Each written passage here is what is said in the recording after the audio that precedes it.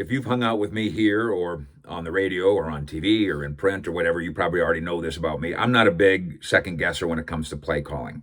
That's not my bag.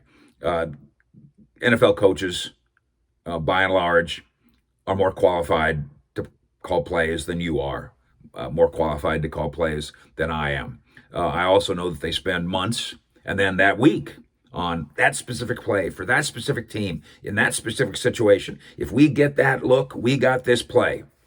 And I'm highly aware of it and admire it and respectful of it. But when it comes to play calling and the creativity that we all want, we all love the triple reverse. When does creative morph into silly? When does gutsy morph into foolish? When does play calling aggression become play calling defensiveness? Because that's what's happening now as we look back on the Cowboys wasting opportunity after opportunity in the 41-16 loss at AT&T Stadium on Thanksgiving. A loss that I will argue, even though I'm not generally a play caller ripper, I will argue was driven largely by a series of way too cute decisions by Coach Mike McCarthy and staff. There are separate issues, obviously. The issues of injury are separate. The issues of the emotional gravitas, the weightiness of the death of assistant coach Marcus Paul, absolutely important issues.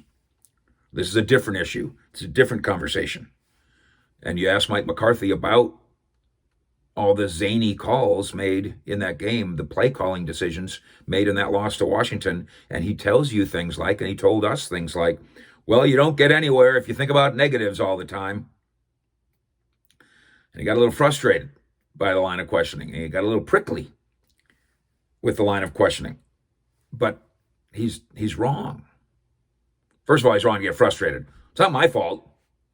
I didn't give up 41 points and only score 16. And second of all, he's wrong philosophically. And he can't mean that. That, well, you don't ever accomplish anything if you just think about the negative. That's really not a very logical approach. Using that approach, I might as well run a red light. Well, wait a minute, Fish. What about, don't give me the negative. I'm in a hurry. I'm thirsty. How about some bourbon? Well, it's breakfast. So what? Don't give me the negatives. You have to take into consideration the negatives when you're calling 4th and 1 pass plays from your own territory, when you're calling reverse passes from a wide receiver to a quarterback instead of vice versa in the red zone. And when, most of all, you decide on 4th and 10, deep in your own territory, we've got to play so tricky that Washington will never sniff this one out. We're going to have a safety reverse the ball to a receiver, and the receiver's going to throw the ball to a punter. The blame here doesn't belong on you for being frustrated. The blame here doesn't belong on me for asking the questions. The blame belongs on this coaching staff for insisting on against the grain decisions, to throw on a rundown, to ask a receiver to pass to a quarterback in the red zone, and to call an improbable to make fake punt reverse pass that was to ask a punter to be a receiver. The blame for all the creative, silly, aggressive, gutsy foolishness goes to the now defensive, suddenly, Mike McCarthy. His general explanation for this volume of exotics that they ran against Washington, that, by the way, it's not like, oh man, we better do something crazy against Washington. We got no chance to beat that incredible team. Washington was 3-7, just like you were. McCarthy says you can never hit the trick plays if you don't call them. Well, that's true. That's true. And you can never run through a red light if you don't accelerate. But that doesn't mean it's right to do it. You combine that comment with you don't get anywhere if you only think about the negative, and you have advice recipe for disaster. Seriously. Hey, you gotta go for it. You can't think negatively every way, all the time. On 4th and 10 in a close game with 12 minutes left, with your own end zone right behind you. That logic is let's run red lights, let's drink bourbon for breakfast, and let's touch fire. Don't worry about the negatives. Let's go through them. The three of them. Play number one. 5:22 left in the second quarter. Score tied 10-10. No reason to panic. No reason for zaniness. You're at home in front of your crowd. 30,000 people. One of the only crowds in all of the NFL, in all of sports. And they're here. You fail on third down, third and short. So on fourth down with three choices, conventional choice, punt. Easy risk, run. And then the other choice, Dallas chooses the other choice. Andy Dalton tries a 7-yard throw to CeeDee Lamb, incomplete. McCarthy says, quote, well, it was a clean matchup. Honestly, we had one-on-one on the perimeter. We just didn't convert. It was not clean.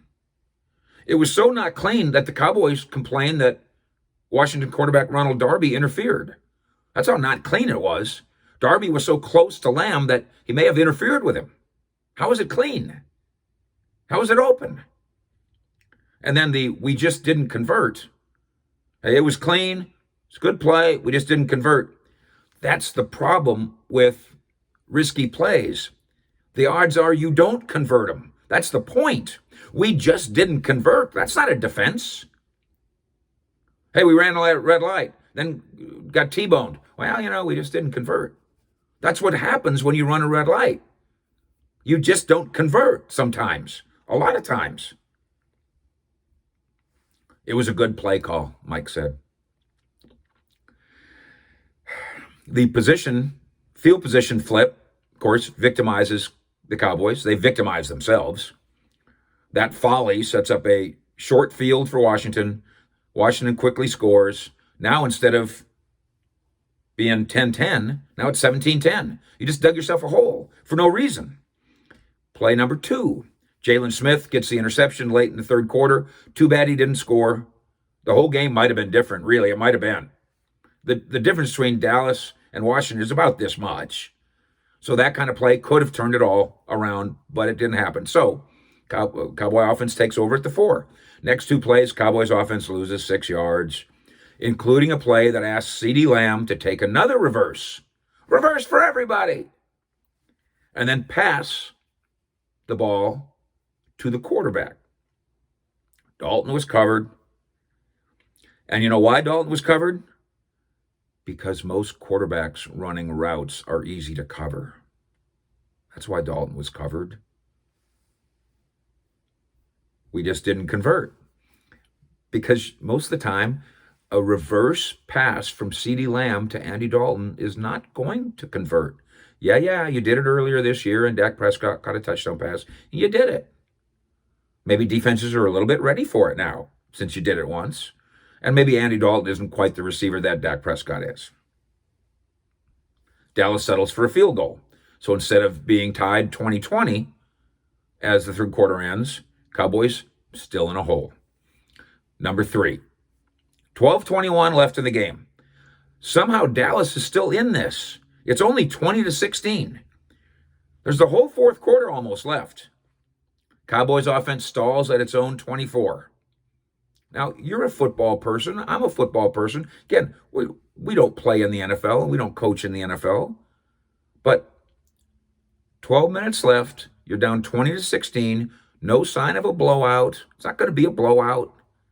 You're at home in front of your home crowd, and it's 4th and 10 at your own 24. Every single bit of football logic in 110 years says you punt, and then you use the phrase, we'll live to fight another day. We're going to punt here. Stop them on defense, and we'll try again. Heck, we could punt here and give up 3 points. Now we're down 23-16. I mean, there's still plenty of time left. There's no reason to panic. There's no reason to run a red light. But the Cowboys, inexplicably on 4th and 10, that's right, 4th and 10. And again, from Dallas's own 24. Yes, that's right, too. From your own 24. McCarthy oversees the decision, made in tandem with Bones Fossil, the special teams coordinator. The punting unit comes on the field, and almost every single guy in the punting unit is suddenly asked to do something that he does not specialize in. I'm not saying that Cedric Wilson can't throw a football. I know, he was a high school quarterback. That's not the same as this. So they asked Darian Thompson, a backup safety, to take the direct snap, something he does not do as a matter of custom. They asked Cedric Wilson, hey, did you know he was a high school quarterback? A backup receiver of whom far too is made because he was once a high school quarterback. There's a lot of guys in the NFL who were once something else in high school that they're not now. So he takes the reverse pitch from Thompson. The main intended receiver, the way I understand it, is named Hunter Nishwander. He's the punter.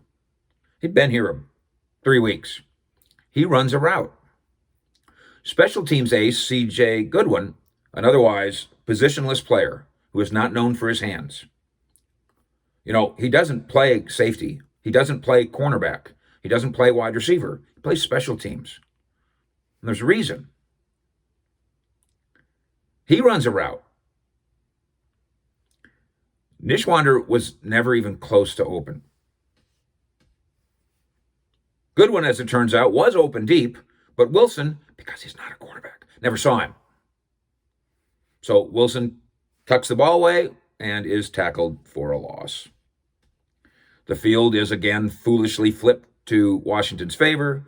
They take over at the 23, and in what smelled like a little bit of a give up, the Cowboys don't even touch Antonio Gibson as he runs 23 yards for a touchdown, a 27-16 lead, and now it's a blowout. Now it's a blowout waiting to happen. McCarthy, at that point in the game, our information made it a solid call. It is not a solid call to go for it on 4th and 10 in a close game with 12 minutes left at home on 4th and 10 from your own 24. That is never going to be a solid call.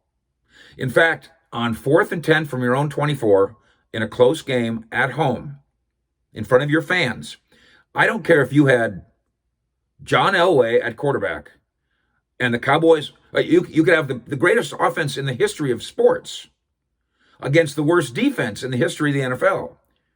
And you would not go for it on 4th and 10. You just punt and say, we'll get the ball back and we'll never see another 4th and 10 again because we're good enough. Seems not good enough, I guess.